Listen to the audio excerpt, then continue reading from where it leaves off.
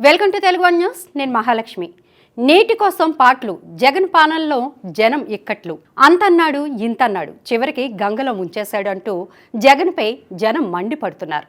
గత ఎన్నికల ముందు నవరత్నాలన్నారు, అరచేతిలో వైకుంఠం చూపారు. ఇప్పుడు మళ్ళీ ఎన్నికల వేళ చెప్పినవన్నీ చేసేసామంటూ మరో ఛాన్స్ కోసం ఓట్లు అడిగేందుకు జనం ముందుకు రావడానికి రెడీ అయిపోతున్నారు. కానీ జనం మాత్రం చుక్క నీటి కోసం కన్నీటి వరదలు పారిస్తున్నారు. అరచేతిలో స్వర్గం చూపి అధికారంలోకి వచ్చిన జగన్ ఇప్పుడు ప్రత్యక్ష నరకం చూపుతున్నారంటూ ఆగ్రహాన్ని వ్యక్తం చేస్తున్నారు. జీవనది కృష్ణా తీరాన ఉన్న బెజవాడలో శీతాకాలంలో జనం సాగునీటి కోసం అలమటించే పరిస్థితి వచ్చింది. ఒక్క పూట కూడా సక్రమంగా నీటి సరఫరా ఉండటం లేదు.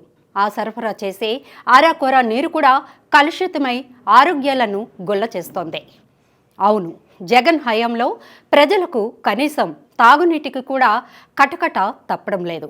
వేసవిలో తాగునీటి ఎద్దడి అంటే అర్థం చేసుకోవచ్చు. కానీ శీతాకాలంలో అది జీవనది కృష్ణానదిని ఆనుకొని ఉన్న విజయవాడ మహానగరంలో తాగునీటికి కటకట ఏర్పడిందంటే అది ప్రభుత్వ నిర్లక్ష్యం, చేతకానితనం, అస్తవ్యస్త నీటి యాజమాన్య పద్ధతులే కారణమని ప్రత్యేకంగా ఎవరూ చెప్పాల్సిన అవసరం లేదు.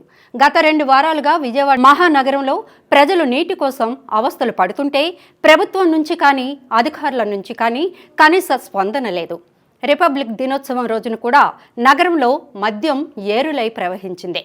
కానీ నీటి చుక్క కోసం జనాలు నానా ఇబ్బందులు పడాల్సిన పరిస్థితి తలెత్తిందంటే రాష్ట్రంలో పాలన ఎంత సుందరంగా ఉందో అర్థమవుతోంది. ఇక గత 2 వారాలుగా విజయవాడలో తాగునీటి సరఫరా అస్తవ్యస్తంగా మారిపోయింది. సరఫరా సమయాన్ని పూర్తిగా కుదించేసి జనం తాగునీటికి అలమటించే పరిస్థితి ఏర్పడినా ప్రభుత్వానికి చీమ కుట్టినట్టయినా లేదు. ఇక ప్రజలు ఖాళీ బిందెలతో ఆందోళనలకు, నిరసనలకు దిగుతుంటే ప్రభుత్వం మాత్రం నిస్సిగ్గుగా వారి ఆందోళనలను, నిరసనలను అణిచివేయడానికి పోలీసులను ప్రయోగిస్తోంది.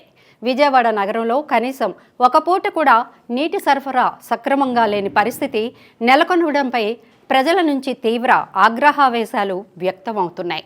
నగర వ్యాప్తంగా పలు కాలనీలు, బస్తీల్లో జనం ఖాళీ బిందెలతో రోడ్లపైకి వచ్చి నిరసనలు తెలిపారు.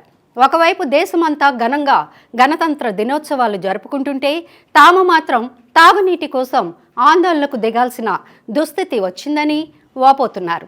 ఇక అరాకొర సరఫరా చేసే నీరు కూడా కలుషితంగా ఉంటోందని, హెడ్ వాటర్ వర్క్స్లో నీటి శుద్ధి అన్న విషయాన్ని మర్చిపోయారన్నట్లుగా పరిస్థితి తయారైందని ప్రజలు విమర్శిస్తున్నారు. కృష్ణానది నీటిలో సాంద్రత, కాలుష్యం పెరిగిందని చెబుతున్న అధికారులు ప్రత్యామ్నాయం ఏర్పాట్లు చేయడంలో మాత్రం చేతులెత్తేశారన్న విమర్శలు వెల్లువెత్తుతున్నాయి. అధికారులంతా ప్రభుత్వ సేవల్లో తరిస్తూ ప్రజల కష్టాలను విస్మరిస్తున్నారని, ఇక ప్రజాప్రతినిధులైతే ప్రజల కష్టాలను పట్టించుకోవడం మానేసి 4.5 ఏళ్లయిందని విమర్శిస్తున్నారు. జగన్ పార్టీలో ఆయన పార్టీ ఎమ్మెల్యేలు స్థానిక ప్రజా ప్రతినిధులకు దాచుకోవడం మీద ఉన్న శ్రద్ధ ప్రజల సమస్యల పరిష్కారంపై లేదని జనం ఆగ్రహాన్ని వ్యక్తం చేస్తున్నారు. వాటర్ ఛార్జీలు, ఆస్తి పన్ను పెంపు, చెత్తపై ట్యాక్స్ విధించి వాటిని కట్టడంలో ఆలస్యమైన వారిపై భారీగా పెనాల్టీలు వసూలు చేస్తున్న జగన్ సర్కార్ ప్రజల కష్టాల విషయంలో మాత్రం కనీసం స్పందించలేదని జనం మండిపడుతున్నారు. ఇక నీటి మీటర్ల ఏర్పాటులో చూపుతున్న అత్యుత్సాహం నీటి సరఫరా విషయంలో ఎందుకు లేదని నిలదీస్తున్నారు. ఎన్నికలు, టికెట్ల కేటాయింపు, అంతర్గత కుమ్ములాటల్లో మునిగి తేలుతున్న వైసీపీ నేతలకు ప్రజల కష్టాలు పట్టడం లేదు. ఇక ఎప్పటికైనా ప్రభుత్వం, ప్రజాప్రతినిధులు, నగరపాలక సంస్థ అధికార యంత్రాంగం సక్రమంగా తాగునీటి సరఫరాపై దృష్టి పెట్టకుంటే ఆందోళనను మరింత ఉధృత చేస్తామని హెచ్చరిస్తున్నారు.